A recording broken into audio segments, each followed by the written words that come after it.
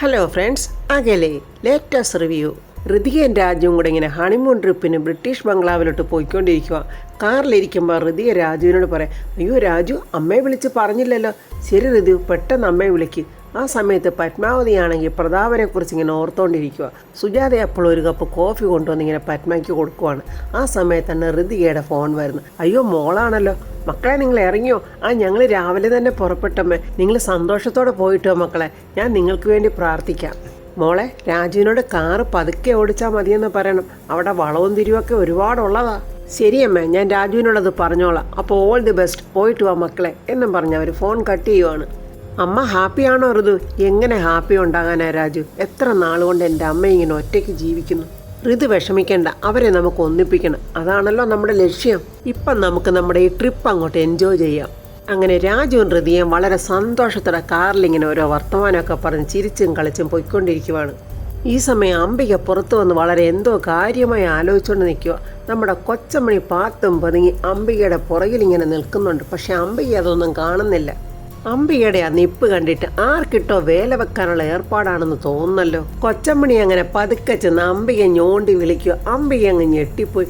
അല്ല അംബികയെ, അംബിക കുഞ്ഞാടാണെന്ന് പറഞ്ഞു കേട്ട് അത് നേരാണോ? കൊച്ചമ്മണി അങ്ങനെ വലിഞ്ഞു കയറി അങ്ങോട്ട് വന്നത് അംബികയ്ക്ക് തീരെ ഇഷ്ടമായില്ല. അംബികയ്ക്കൊരു ദേഷ്യമുണ്ട്. ഞാനേ ആടും കോഴിയും താറാവും ഒന്നും ആയിട്ടില്ല, ചില മാറ്റങ്ങളൊക്കെ വരുത്തണമെന്ന് വിചാരിക്കുന്നുണ്ട്. എന്ന് വെച്ചാൽ എന്തുവാ അംബികെ? ഇനി മുതൽ ആരുമായിട്ട് ഒരു പ്രശ്നത്തിന് ഞാനില്ല. സമാധാനപരമായ ഒരു ജീവിതം എന്ന് വെച്ചാൽ അംബികെ, മറ്റുള്ളവർക്ക് ഇട്ടുള്ള വേലവെപ്പും പാരവെപ്പും ഒക്കെ കണ്ട് അവസാനിപ്പിക്കാൻ പോവുകയാണ് അല്ലേ? അത്തരം വൃത്തികെട്ട വേലകളൊക്കെ ചെയ്യുന്ന മുണ്ടയ്ക്കലമ്മയല്ലേ. ഞാനാണെങ്കിൽ എന്നോട് ഫൈറ്റ് ചെയ്യാൻ വരുന്നവരെ ഞാൻ ഒതുക്കിയിട്ടുണ്ട്. അതൊക്കെ ശരിയാ അംബിക. ഞാനൊരു പെൺ കുറുക്കനാണെങ്കിൽ അംബിക ഒരു പെൺ സിംഹമാണ്. എന്തായാലും ഞാൻ എൻ്റെ പഴയ സ്വഭാവങ്ങളൊക്കെ അങ്ങ് മാറ്റി. അതെന്തായാലും നന്നായി അംബിക. പഴയ സ്വഭാവങ്ങളൊക്കെ അങ്ങോട്ട് മാറ്റുന്നതാണ് നല്ലത്. പണ്ടത്തെ അംബികയിൽ നിന്ന് ഇപ്പോഴത്തെ അംബികയിലോട്ട് എങ്ങനെ എത്തിയെന്നുള്ളതൊക്കെ പഠിച്ച് ജീവിതത്തിൽ വളരെ ചിന്തനീയമായ ഒരു മാറ്റം വരുത്തണം. ഇത് തരം കിട്ടിയ സമയം കുറച്ചൊന്ന് കൊടുക്കണം ഈ അഹങ്കാരിക്കെന്ന് മനസ്സിലാക്കിക്കൊണ്ട് കൊച്ചമണി പറയാ, ഒരു കോലോത്തുനിന്ന് ഗോമൂത്രം വിറ്റ് നടന്നവള്, ചാക്ക് കണക്കിന് ചാണകം തലയെ വെച്ച് വഴിനീളെ കൊണ്ട് നടന്ന് വിറ്റവള്, ഓടീശ്വരിയായ അഹങ്കാരിയെ അംബികയ്ക്ക് ഇത് വല്ലതും പിടിക്കുക. വേണ്ട തള്ളേ, നിങ്ങൾ എനിക്കിട്ട് താങ്ങുവാണോ? അയ്യോ അംബികെ, അംബികയുടെ മാനസാന്തരം കണ്ട് ഞാനങ്ങ് സന്തോഷിച്ച് പറഞ്ഞു പോയതല്ലേ. നിങ്ങളുടെ വേലയൊന്നും എൻ്റെ അടുത്ത് വേണ്ട. ഷാർജയിൽ വെച്ച് നിങ്ങൾ പോലീസിന്റെ പിടിയിലായതും സുമലത വന്ന് നിങ്ങളെ രക്ഷിച്ചതും ഒക്കെ ഞാൻ ഇവിടെ ഉള്ളവരോട് വിളിച്ച് പറയും. അയ്യോ അംബികെ, അംബിക അങ്ങനെയൊക്കെ പറയാൻ പോയാൽ എനിക്കും പറയാനില്ലേ? ആ ജഗന്നാഥനെ വെടിവെച്ച് കൊല്ലാനെടുത്ത തോക്കെ. ഇത്രയും പറഞ്ഞപ്പോഴേ അംബിക പെട്ടെന്ന് കൊച്ചമ്മയുടെ വായങ്ങ് പൊത്തിപ്പിടിച്ചു. മിണ്ടിപ്പോകരുത് തള്ളേ. ആ നശിച്ച നാളുകളൊന്നും നിങ്ങൾ എന്നെ ഓർമ്മിപ്പിക്കരുത്. ഞാനിപ്പോൾ പുതിയൊരു അംബിക. അയ്യോ എനിക്ക് സന്തോഷമായി അംബിക. ഇനി മുതൽ ആ പ്രതാപവർമ്മ സാറിനും കുടുംബത്തിനും സന്തോഷത്തോടെ ജീവിക്കാമല്ലോ. ഞാൻ ഇനി മുതൽ ഒരു സന്യാസിയാകാൻ തീരുമാനിച്ചിരിക്കുക. അയ്യോ, ഇതിപ്പോഴും ഒരു സന്തോഷ വാർത്ത ഇനി കേൾക്കാനേ ഇല്ല അംബികെ. അപ്പോൾ സന്യാസിയാവുമ്പം പേരൊക്കെ മാറ്റണം അംബികെ. ഞാനൊരു പേരിടാം, മാതാ ദിവ്യാംബിക. ദാണ്ടേ, ഞാനൊരു കാര്യം പറയാം. ഈ സ്വാമിനിയെ കളിയാക്കുന്നതേ ഭക്തവത്സലെ, നിങ്ങൾക്കൊട്ടും ശരിയാകത്തില്ല. അല്ലംബികെ, ആശ്രമം വല്ലതും തുടങ്ങാൻ പ്ലാനുണ്ടോ? പിന്നെ ഇല്ലേ, ആശ്രമവും ഉണ്ട്, കൂടെ ഒരു അനാഥാലയവും തുടങ്ങാൻ പ്ലാനുണ്ട്. അതെന്തായാലും നല്ല കാര്യം അംബികെ. അംബിക അനാഥരാക്കിയ പിള്ളേർ തന്നെ ഉണ്ടല്ലോ ഒരുപാട്. അവരെയൊക്കെ വെച്ചങ്ങോട്ട് മുന്നോട്ട് പോയാൽ പോരെ? അംബികയ്ക്ക് ദേഷ്യം വരുന്നുണ്ട്. അംബികയുടെ അനാഥാലയത്തിൽ കുഞ്ഞുങ്ങളെ എടുക്കുമോ? അതെന്തൊരു ചോദ്യമാ. കുഞ്ഞുങ്ങൾക്ക് വേണ്ടി തന്നെയാണ് അനാഥാലയം തുടങ്ങുന്നത്. അയ്യോ ദൈവമേ, അതൊരു നല്ല കാര്യം തന്നെ. അങ്ങനെയാണെങ്കിൽ അംബികയെ ആദ്യം ആ ദീപക്കിന്റെ കുഞ്ഞിനെ തന്നെ അനാഥാലയത്തിലോട്ട് അങ്ങ് സ്വീകരിക്കുക. അംബിക ദേഷ്യം കൊണ്ട് പല്ല് കടിക്കുക. അംബികയ്ക്ക് മനസ്സിലായില്ലേ? ദീപക്കിനെ ദിവ്യഗർഭത്തിൽ ജനിച്ച ഒരു കുഞ്ഞില്ലേ, അതിന്റെ കാര്യം ഞാനീ പറയുന്നത്. ദാണ്ട തള്ളേ, ഞാൻ സന്യാസിനിയൊക്കെയാ. പക്ഷേ എന്നെ വിരല് പിടിപ്പിച്ചാലേ ഞാൻ പലരുടെ അന്തകയാട്ടങ്ങ് മാറും. എന്ത് ചെയ്യാനേ, കൊച്ചമ്മണിയെ പിണക്കാനും പറ്റില്ല. ഏത് സമയമാണ് ജഗന്നാഥന്റെ കൊലപാതകത്തിന്റെ തോക്കിന്റെ കാര്യം കൊച്ചമ്മണി വിളിച്ചു പറയുന്നെന്ന് പറയാൻ പറ്റില്ല. പെട്ടെന്ന് അംബിക അടവ് മാറ്റി, എൻ്റെ മുണ്ടയ്ക്കലമ്മേ, ഇനിയുള്ള കാലം പ്രാർത്ഥനയും തീർത്ഥാടനം, ഗംഗയിലും കാശിയിലും സിന്ധുവിലും ഗോദാവരിയിലും ഒക്കെ പോയി സ്നാനം ചെയ്തൊരു ഭക്തയായിട്ട് അങ്ങോട്ട് ജീവിക്കണം. അല്ലംബികെ, അഷ്ടമണിക്കായലിൽ പോയി സ്നാനം ചെയ്യാനാണെങ്കിൽ ഞാനും കൂടെ വരാം അംബികയുടെ ശിഷ്യയായിട്ട്. ഞാനത് സ്വീകരിച്ചിരിക്കുന്ന ഭക്തേ എന്നും പറഞ്ഞ് കൊച്ചമ്മണിയുടെ തലയിലിങ്ങനെ കൈവച്ചിട്ട് അംബിക പറയാം, ദൈവമേ, ഈ നാശത്തിന് എത്രയും പെട്ടെന്ന് തീർത്തു തരാനുള്ള ബുദ്ധി എൻ്റെ മനസ്സിലൊന്ന് തോന്നിപ്പിക്കണേ. കൊച്ചമണി ആരാ മോള്? കൊച്ചമണി മനസ്സിൽ പറയും, ഇവൾക്ക് എന്തോ ഒരു ദുരുദ്ദേശമുണ്ട്, അതെന്തായാലും ഒന്ന് കണ്ടുപിടിക്കണം.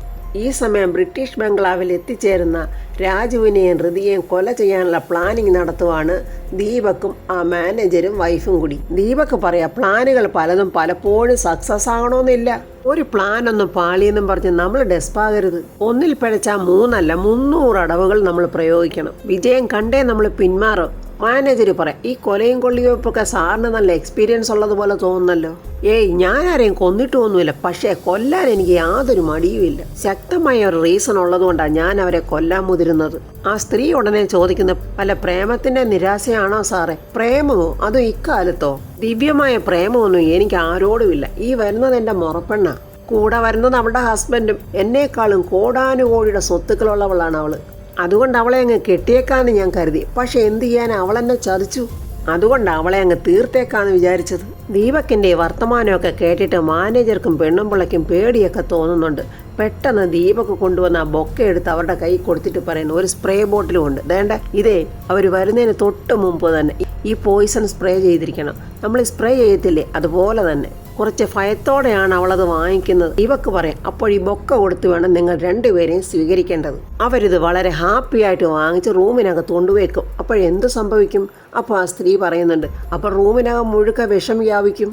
അങ്ങനെ ശ്വാസം മുട്ടി അവർ മരിക്കുകയും ചെയ്യും. പണക്കൊതിയനായ മാനേജർ പറഞ്ഞു, ഈ പ്ലാൻ കൊള്ളാം, ഇതുകൊണ്ട് അവർ മരിക്കുമെന്നുള്ള കാര്യത്തിനകത്ത് യാതൊരു സംശയവുമില്ല. പക്ഷേ അത് സക്സസ് ആകുമെന്ന് കരുതി നിങ്ങൾ അടുത്ത വിദ്യ പ്രയോഗിക്കാതിരിക്കാൻ മറക്കരുത്. പിന്നെ ഞങ്ങൾ എന്താ ചെയ്യേണ്ടത്? നേർപ്പിച്ച ആസിഡ് ഒഴിച്ച വെൽക്കം ഡ്രിങ്ക്സ്. അങ്ങനെ ഒരു ഡ്രിങ്ക് ആയിരിക്കണം അവർക്ക് 2 പേർക്കും കുടിക്കാൻ കൊടുക്കേണ്ടത്. അതങ്ങോട്ട് കുടിച്ചു കഴിയുമ്പോൾ അവരുടെ കുടലുകളെ കത്തിക്കരിക്കാനുള്ള ആസിഡുകൾ അങ്ങോട്ട് പ്രവർത്തിച്ചു കഴിയും. ഒന്നിന് പറയും ഓരോന്നായിട്ട് അങ്ങനെ കൊടുത്ത് ഇഞ്ചിഞ്ചായിട്ട് അത് 2നെയും കൊന്നേക്കണം.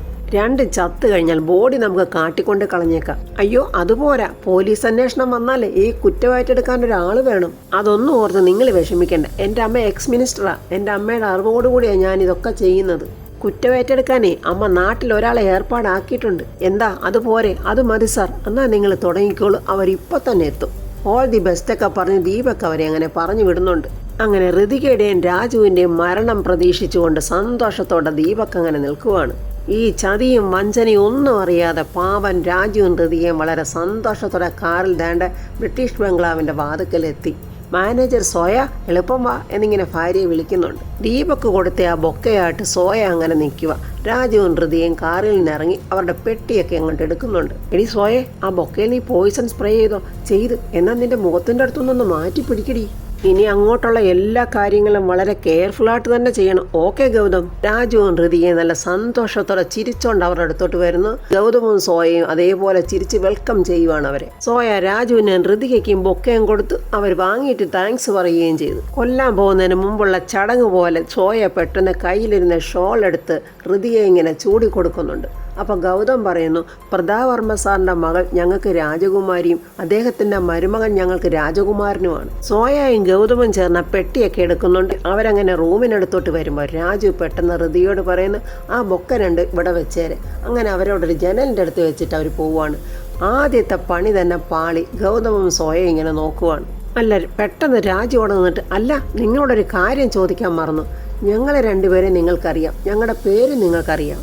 ഋതിക അവരോട് ചോദിക്കും, നിങ്ങൾ കപ്പിൾസാണോ? നിങ്ങളുടെ പേര് പറഞ്ഞില്ലല്ലോ. അങ്ങനെ അവർ 2 പേരും ഗൗതമെന്നും സോയാന്നും ഒക്കെ പറഞ്ഞ് പരിചയപ്പെടുത്തുവാണ്. ഞങ്ങളുടെ റൂം എവിടെയാ?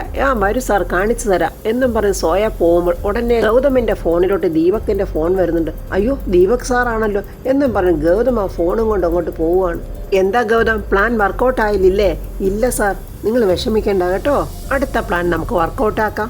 നിങ്ങൾ തുടങ്ങിക്കോളൂ. ഗൗതം പറയും, അടുത്ത പണി പെട്ടെന്ന് വർക്കൗട്ട് ആക്കണം. ഈ സമയം രാജുവിൻ്റെ വീട്ടിൽ പ്രിയയും ജയനും കൂടി ഇങ്ങനെ ഇരിക്കും. ജയനൊരു വല്ലാത്ത വിഷമം. പ്രിയയോട് ചോദിക്കുന്നു, നിനക്കൊന്നും പറയാനില്ലേ പ്രിയ? ഞാനെന്ത് പറയാനാ? എല്ലാവരുടെയും കയ്യിലൊരു മൊബൈൽ ഫോൺ വന്ന കാരണം ബന്ധങ്ങൾ പോലും ഇല്ലാതായി. എൻ്റെ പ്രിയ, നീ ഇങ്ങനെ ഏത് നേരവും മുറിയിലോട്ട് വന്നിരുന്നാൽ ഇവിടെ ഉള്ളൊരു സംശയിക്കില്ലേ? എന്ത് വിചാരിക്കാനാ? ഇതെന്റെ റൂമല്ലേ? ജയൻ അവിടെ ഒളിവിൽ താമസിക്കുന്ന വല്ലാത്ത ബോറടി. ഒരു പുസ്തകം എഴുതിയാലോ ഇതിനെക്കുറിച്ചെന്നൊക്കെ വിചാരിക്കുന്നുണ്ട്. ആ അംബിക മേഡം തരാമെന്ന് പറഞ്ഞ കാശ് മേടിക്കാന്ന് വെച്ചാൽ അതും ചെയ്യേട്ടൻ സമ്മതിക്കില്ല. ആ സമയത്ത് അവരുടെ ഡോറിൽ ആരോ തട്ടുന്നുണ്ട്. അംബികയാണ് അങ്ങോട്ട് വന്നത്. അംബിക ചോദിക്കുക, ജയ എന്തു തീരുമാനിച്ചു? ഞാൻ മുമ്പേ പറഞ്ഞ കാര്യത്തിന് എന്തെങ്കിലും തീരുമാനമായോ? എനിക്ക് ചെയ്യാൻ പോകുന്ന ഉപകാരമൊക്കെ പുറകെ മതി. അതിനു മുമ്പ് ജയന് ജാമ്യം എടുക്കണ്ടേ? അതിനെനിക്ക് പോലീസുകാർ ജാമ്യം തരുമോ മാഡം? അതൊന്നും താൻ ഓർക്കണ്ട, ഞാൻ വിളിച്ചു പറഞ്ഞോളാം. പോലീസ് സ്റ്റേഷനിൽ ചെല്ലുമ്പോൾ പോലീസുകാർ ചോദിക്കും ജയൻ ഇത്രയും നാൾ ഒളിവിൽ എവിടാ താമസിച്ചിരുന്നതെന്ന്. അപ്പോൾ ഞാനെന്ത് പറയണം? ആന വരട്ടിപ്പാറ, നാരകത്താനം, ബ്രിട്ടീഷ് ബംഗ്ലാവെന്ന്. കൊച്ചമ്മണിയുടെ തള്ളു കേട്ട് മതിയായിട്ടാണെന്ന് തോന്നുന്നു വേണുവേട്ടൻ പുതിയ തള്ളു തുടങ്ങിയിട്ടുണ്ട് കൊച്ചമ്മണിയുടെ അടുത്ത്. ഇടുക്കി ഡാം അങ്ങോട്ട് തുറന്നപ്പോൾ അതാണ്ട വെള്ളം ഇങ്ങനെ കളകളകളാന്നങ്ങോട്ട് പോവുകയാണ്. ഈ സമയത്ത് അംബികയാണെങ്കിൽ ജയനെ ഇങ്ങനെ ബ്രെയിൻ വാഷ് ചെയ്യുക. ജയൻ ചോദിക്കുന്ന ആന വരട്ടിപ്പാറയോ? ജയൻ പോയി ജാമ്യം എടുത്തുണ്ടോ? പെട്ടെന്ന് പ്രിയ, മേഡം പോവല്ലേ. എന്താ പ്രിയ, ആ 10 ലക്ഷം എന്നുള്ളത് ഒരു 12 ആക്കി തരാവോ? അതിനെന്താ പ്രിയെ, ഒരു നല്ല കാര്യത്തിനല്ലേ, ഞാൻ തരാം. ജയൻ പോലീസ് സ്റ്റേഷനിൽ പോയിട്ട് വരട്ടെ എന്ന് പറഞ്ഞിട്ട് അംബിക അവിടെ നിന്ന് പോവുക. അംബിക അങ്ങനെ ഒരു ചാവേറിനെ അവിടെ ഉണ്ടാക്കി കഴിഞ്ഞു.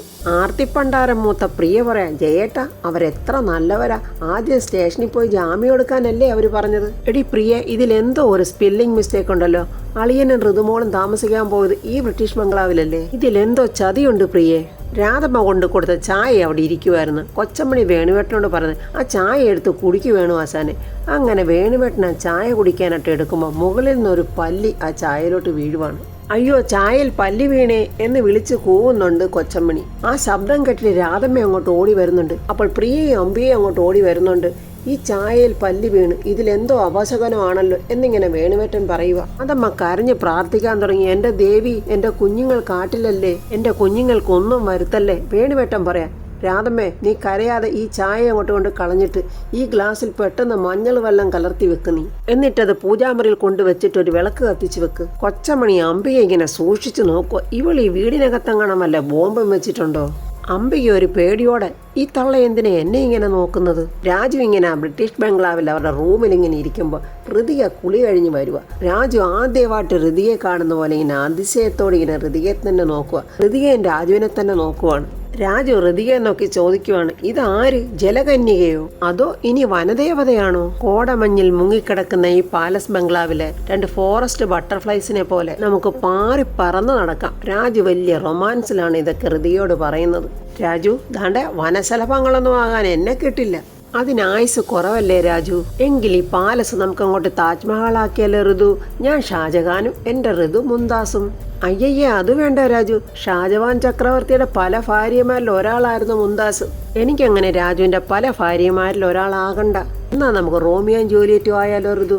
റോമിയോയും ജൂലിയറ്റും എന്തുവാ രാജു പറയുന്നേ? ഇതൊന്നും ആകാതെ എന്താ രാജു, പ്രണയം വരില്ലേ?